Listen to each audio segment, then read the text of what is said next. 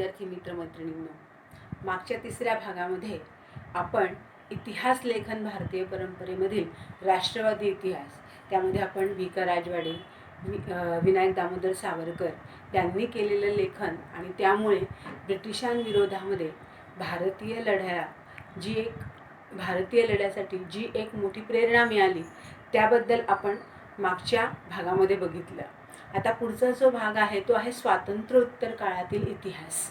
आता त्या काळामध्ये जेव्हा स्वातंत्र्य मिळाल्यानंतर राजघराण्यांवर लिहिलं जाणाऱ्या इतिहासाची एक प्रकारची प्रक्रिया चालू असतानाच भारतामध्ये सामाजिक, आर्थिक आणि सांस्कृतिक याही विषयावर इतिहास लेखनाची तयारी सुरू होती. समाजामध्ये घडून येणाऱ्या ज्या विविध भाग आहेत, जसं आपले आर्थिक स्थिती आहे, सामाजिक स्थिती आहे, विज्ञान आहे, त्यानंतर अर्थव्यवस्था आहे, भारतातील राजकीय प्रणाली आहे, अशा धार्मिक विचारसरणी असलेल्या, सामाजिक विचारसरणी असलेल्या, त्यानंतर सांस्कृतिक पैलू असणाऱ्या अशा विविध मुद्द्यांवर इतिहास लिहिण्याची गरज त्यावेळी विचारवंतांना वाटू लागली आणि त्या दिशेने इतिहास लेखनाची वाटचाल सुरू झाली. त्यामध्ये सगळ्यात महत्त्वाचे जे 3 मुद्दे आहेत ते मी या फळ्यावरही लिहिलेले आहेत. ते आहेत मार्क्सवादी इतिहास, वंचितांचा इतिहास आणि स्त्रीवादी इतिहास. या लेखनामध्ये म्हणजे इतिहास लेखनामध्ये जे विविध पैलू होते, जसं मी तुम्हाला मगाशी सांगितलं की अर्थव्यवस्था असेल, राजकीय घडामोडी असतील, धार्मिक किंवा सांस्कृतिक पैलू असेल, त्या काळची आर्थिक व्यवस्था असेल, या सगळ्यांचा विचार या इतिहास लेखनामध्ये केला जात होता. पण मुख्यत्वे करून जे 3 वैचारिक प्रवाह आपल्याला जे दिसतात ते आहे मार्क्सवादी, वंचितांचा इतिहास आणि स्त्रीवादी इतिहास. तर आपण सुरुवातीला बघूया मार्क्सवादी इतिहास. आता या मार्क्सवादी इतिहासामध्ये सगळ्यात महत्त्वाची गोष्ट अशी आहे की इतिहासकारांच्या लेखनामध्ये आपल्याला नेहमी अर्थव्यवस्थेमधील उत्पादनाची प्रक्रिया किंवा उत्पादनाचं साधन, त्याच्या पद्धती आणि त्यासाठी उत्पादनासाठी लागणारे मानवी संबंध किंवा मानवांशी येणारा जो संबंध आहे, यांचा विचार या मध्यवर्ती प्रक्रियेमध्ये असतो. आणि म्हणून प्रत्येक जो सामाजिक घटक आहे किंवा घटनेचा जो सर्वसामान्य पैलू आहे तो लोकांवर असतो किंवा लोकांवर त्याचा भर दिलेला असतो. तर त्याचा परिणाम आपल्या सामाजिक जीवनावर काय होतो, या सगळ्या गोष्टींचा आपल्या म्हणजे सामाजिक जीवनावर म्हणजे कोणत्या दृष्टीने महत्त्वाचं आहे तर उत्पादनाची पद्धती, उत्पादनाची साधनं आणि त्याचा लोकांशी आलेला संबंध, या तिन्ही घटकांचा जो परिणाम आहे तो समाजावर काय होतो, तो सामाजिक परिणाम होणारा परिणाम याचं विश्लेषण जे केलं जातं ते या मार्क्सवादी इतिहासामध्ये आपल्याला दिसून येतं. तर विद्यार्थी मित्रांनो, सगळ्यात मार्क्सवादी इतिहास लेखनामध्ये जर वैचारिक प्रणाली जर कोणी आणली असेल किंवा मार्क्सवादी इतिहास लेखन यांच्यामध्ये जे विचारवंत होऊन गेले, ते विचारवंत त्या काळामध्ये जे इतिहासकार होते त्यांनीही ते केलेलं आहे. आणि जाती व्यवस्थेमध्ये जे विविध बदलांचा अभ्यास झाला, त्या विविध बदलांच्या अभ्यासामध्ये भारतामध्ये मार्क्सवादी इतिहास लेखन पद्धतीचा अवलंब जर सगळ्यात प्रथम कोणी केला असेल तर ते आहेत दामोदर धर्मानंद कोसंबी. पण मी मुद्दामून तुम्हाला भारतीय मार्क्सवादी इतिहासकारांमध्ये जे पहिल्यांदा ज्यांनी मार्क्सवादी विषयावर आपलं लेखन केलेलं आहे त्यामध्ये सगळ्यात पहिले आहेत दामोदर धर्मानंद कोसंबी. त्यानंतर कॉम्रेड श्रीपाद अमृत डांगे हेही मार्क्सवादी विचारवंत होते.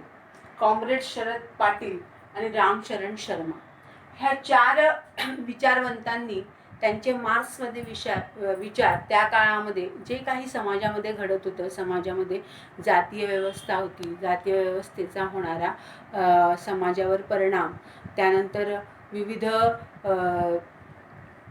अशा काही म्हणजे स्वातंत्र्योत्तर काळामध्ये ज्या काही उत्पादनाची साधनं किंवा कारखाने वगैरे जे काही निर्माण झालं त्यांचा मनावर आणि लोकसमाजावर काय काय परिणाम झाला, या सगळ्यांचं जे लेखन आहे ते आपल्याला या 4 मार्क्सवादी इतिहासकारांनी त्यांच्या इतिहास लेखनामध्ये केलेलं आपल्याला दिसून येतं. पण सगळ्यात महत्त्वाचं म्हणजे श्रीपाद अमृत डांगे यांचं प्रिमिटिव्ह कम्युनिझम टू स्लेव्हरी हे जे पुस्तक आहे, हे मार्क्सवादी विचारवंताचं आणि इतिहास लेखनाचं एक उत्तम उदाहरण म्हणून अमृत डांगे यांनी लिहिलेलं हे पुस्तक फार महत्त्वाचं आहे. प्रिमिटिव्ह कम्युनिझम टू स्लेव्हरी या लेखनानंतर हे जे उदाहरण आहे, म्हणजे हे पुस्तक हे एक मार्क्सवादी विचारवंतांचं आणि इतिहास लेखनाचं एक उत्तम उदाहरण आहे. तर वंचिताचा इतिहास हे आपण बघणार आहोत. वंचितांच्या इतिहासामध्ये आपल्याला इतिहास लिहिण्याची जी सुरुवात आहे ती मार्क्सवादी इतिहास लेखनापासून सुरुवात झाली. म्हणजे समाजामधील हजारो वर्षापासून शोषित राहिलेल्या किंवा दुर्लक्षित राहिलेला जो समाजवर्गाचा इतिहास लिहिण्याची जी सुरुवात होती ती मार्क्सवादी इतिहास लेखनापासून सुरुवात झाली. मग समाजाच्या तळाशी असलेले ज्या लोकांकडे संपूर्ण समाजाचं दुर्लक्ष आहे असा एक वर्ग, जो तळाशी असलेला वर्ग आपण असं म्हणतो, तो लोकसमूहापासून इतिहास लेखनाची सुरुवात झाली पाहिजे असे अँटोनिओ ग्रामची या इतिहास लेखकाराला, जो इटालियन इतिहासकार आहे, त्याला असं वाटायला लागलं की समाजामधला जो तळागाळाशी असलेला वर्ग आहे त्याच्याही जीवनाचा किंवा त्याच्याही समाजाचा इतिहास लेखन झालं पाहिजे असं या इटालियन अँटोनिओ ग्रामची या इटालियन इतिहासकाराला वाटलं. आणि मग गुलामगिरी हा जो ग्रंथ आहे,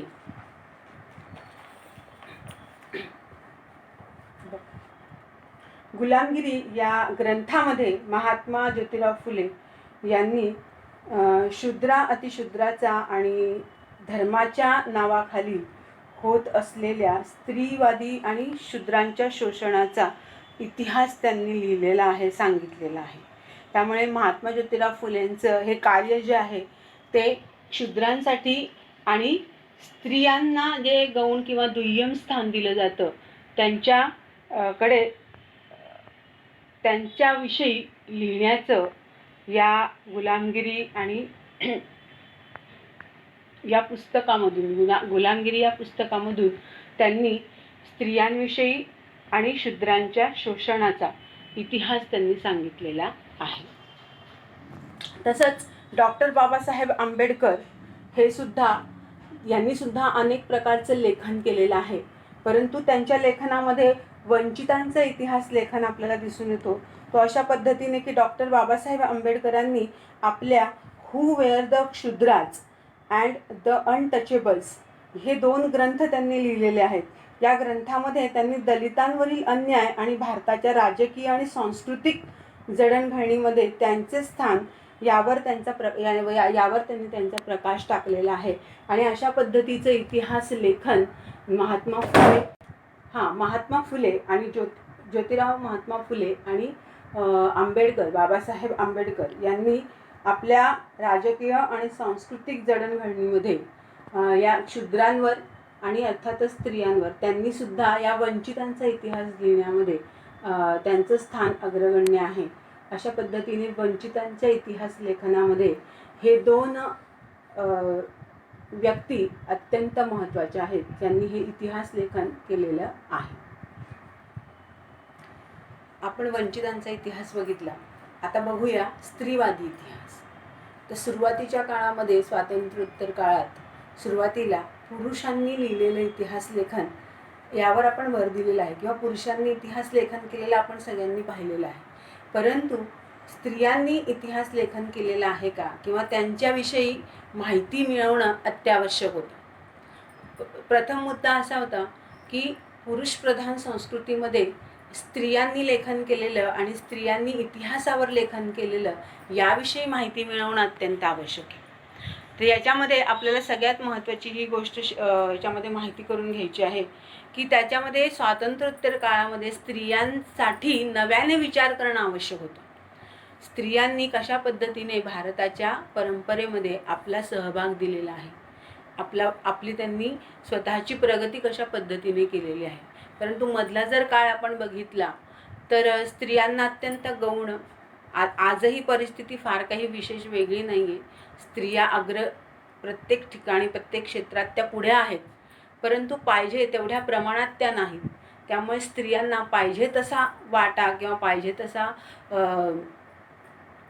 एक महत्त्व अजूनही आपल्याला समाजामध्ये दिसून येत नाही. परंतु तरीही स्त्रियांच्या जीवनावर किंवा स्त्रियांवर लेखन करणाऱ्या ज्या इतिहासकार लेखिका होत्या, त्यामध्ये सगळ्यात प्रथम जर आपल्याला नाव घेता येईल तर त्या आहेत ताराबाई शिंदे.